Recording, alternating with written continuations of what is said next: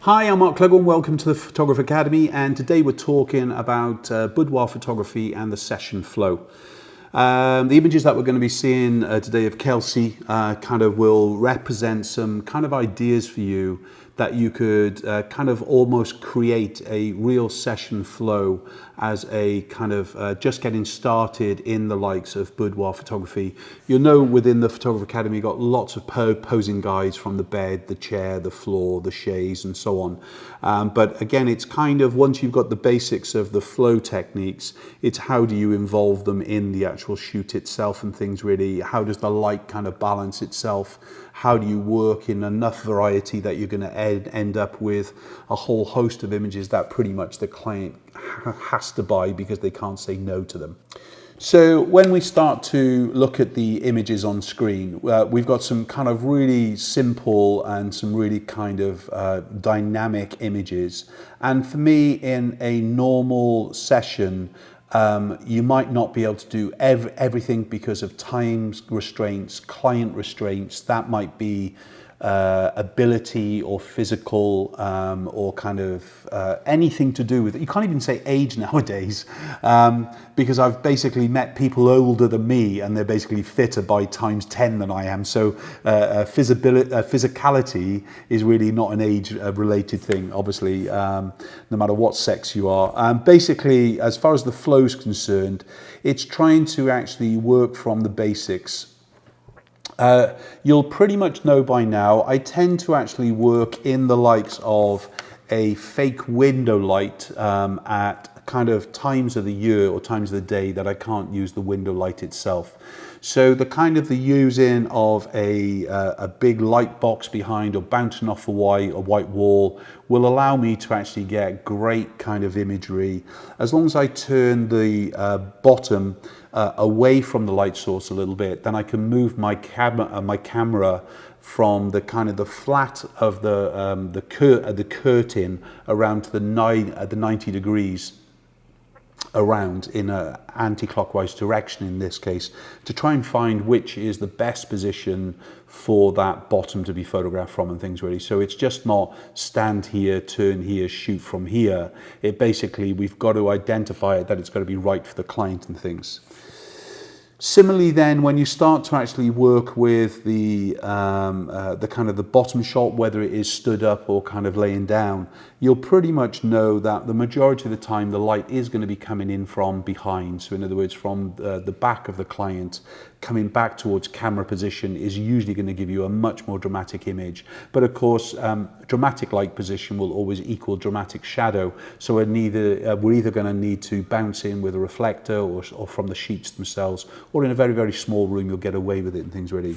But as far as the kind of positioning, how I usually start off to kind of teach boudoir photography is I try and think about relaxing a client into the shoot, and I always think an oversized white shirt that belongs to the client or their partner can be a really, really great start in towards the shoot itself, to get a little bit of animation. They're kind of dressed before we get going, so just an unbuttoning image, and then actually eventually kind of losing it fully will kind of add on to it.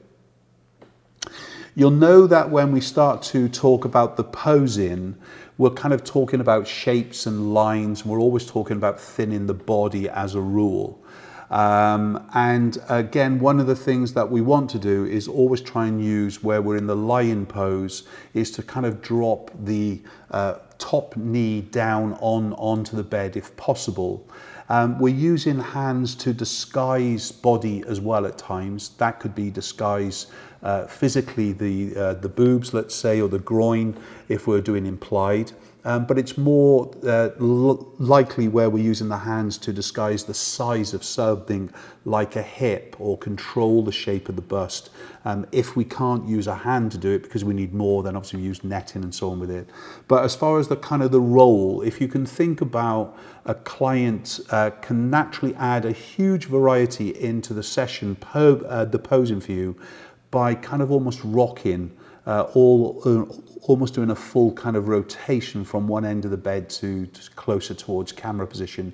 And that can actually bring some energy into the flow of the session as well at the same time. There are going to be images that are almost impossible to do with certain physiques. That will soon kind of identify itself for you. Once you kind of get going within the shoot. So as far as this kind of image, it is a dramatic image in its pose, and you'll need to actually see how far a client can physically move in a natural way without kind of getting to an embarrassment level where you realize you're trying to put them into a pose that they can't get to. So some of it will come with experience, I guarantee you, but we need that lovely flow of being able to actually identify that the client can't do something specific without us even kind of bringing it up.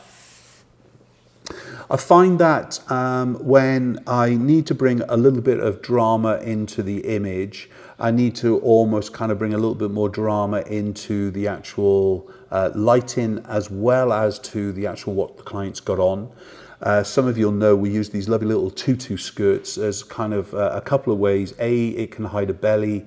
B, it can actually hide the groin, especially if the pants are very, very sheer.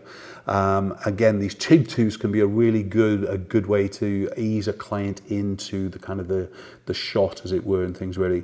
But things like the lighting onto the face can either be the likes of a focus spot, or you can put a small piece of card in front of a very hard light, like a speed light flash or kind of raw flash, to kind of actually add a shape and kind of add that smaller light source directly onto the client himself. But adding some drama in, as well as in the post-production, in the softening and so on, can really kind of take it to the next level.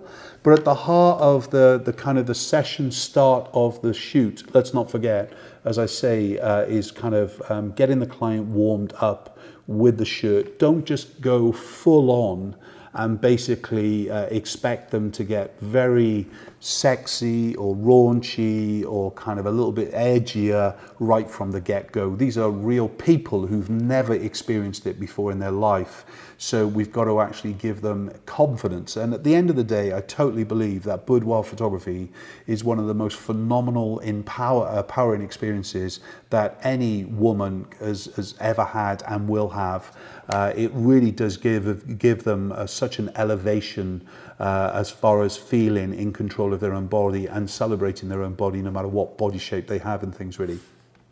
So think about the lighting quality, think about the shape of the light, think about the pose that a client can do. Do not be afraid about cropping off. Use a little bit of the edge lighting. Use depth of field to actually throw things out of focus. Use the post-production to soften and give a glow within your imagery. Remember, what we are trying to do is really kind of celebrate her. And whatever kind of level or styling of photography you offer as a part of your boudoir, we've got to make sure it suits that client and their kind of age group, as well as their kind of look and feel. So again, following through, great use of colors, whites, blacks, darks, whatever the client has. As far as the kind of the body shaping, making sure at all times, just before we take the photograph, or before we move on to the next pose, we've perfected that image and made the body look as good as we can. When we start to move into the more implied, it's probably into the kind of the 20 minutes of the shoot, or 15 minutes of the shoot. So in other words, we've given them a full 15-minute warm up, getting used to it, celebrating, confidence, even have a laundry change by then, but to kind of follow it through. And then we can start to kind of create our in bed with Marilyn kind of elements. But at the heart of everything that we're doing has to be dynamic woman.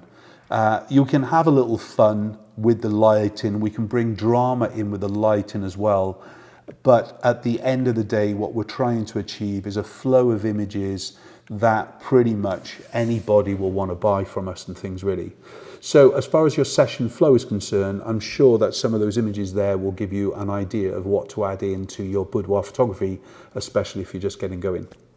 Thanks so much for joining me. See you on the next one. Take care.